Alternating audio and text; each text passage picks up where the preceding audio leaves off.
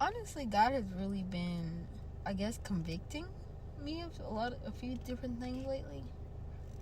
And it's like the night, like this particular ex that I was with before I graduated, I was obsessed with that boy. Like, I was in a really bad car accident, and he was there for me.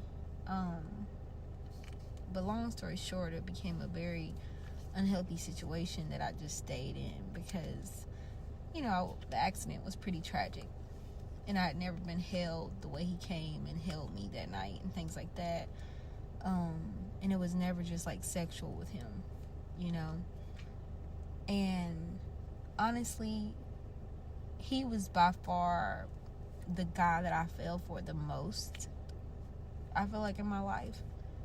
But hurt me in a way where it was like I couldn't believe the person I ended up like texting. A vivid images is a text message that he sent me that was just like, please stop, when I was just like begging him to talk to me, begging him to see me. And I had this thing where I had never had someone that I could go to and kind of talk to. He was my first, like, quote unquote good guy, or so I thought, before his mask fell off and his true self was revealed, because he wanted me to leave him alone.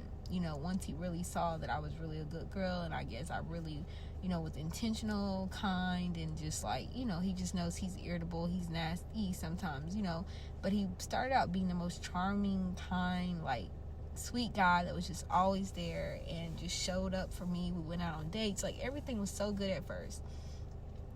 And then all of a sudden, I guess it was that pressure of just like, what's going on? What are we? If you're not ready to be exclusive after, these months and so on and so forth that's happened to us, I just don't really see where it's going. You know what I mean? This is the time before I got, baptized and everything.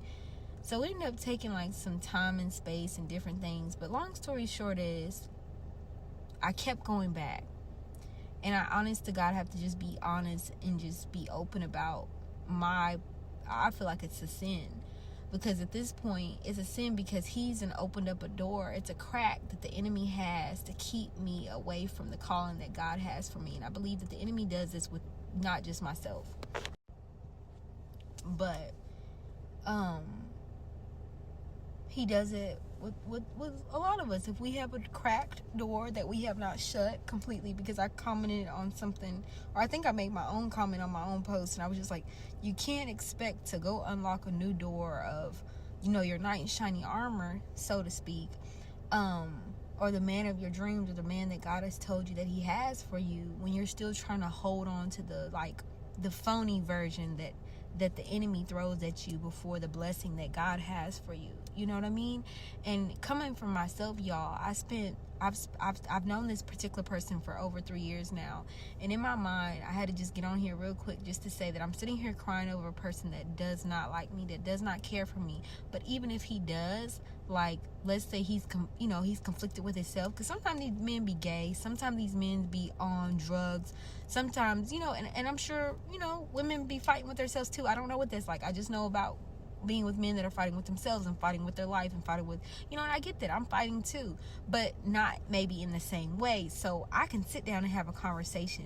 They cannot, because that conversation bothers their spirit. So me and this particular person, he would come and talk to me often, and I would go and talk to him, and I would just be like, where is this going? If you like me, if you're showing up, if you're being there, it's just like, I get it with like the going with the flow, but can you not communicate with where we are and where we're standing? Is that too much to ask for?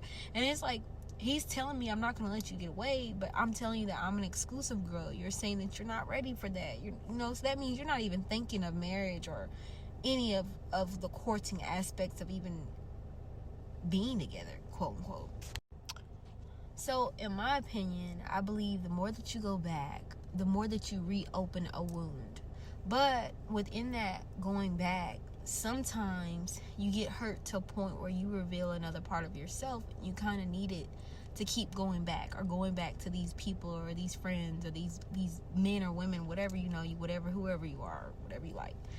But you got to stop. Those ones that really cross the line and really hurt you and really mislead you and really gaslight you and really manipulate you, and some of them may never even put their hands on you, and then some of them do. You know what I mean? I've had men that have mentally played with me, and then like mentally, physically, whatever, So my advice is just stop going back, but sometimes you have to just keep going back. I say keep going back until you just can't go back anymore, until just, you know, it has you burnt out, you know.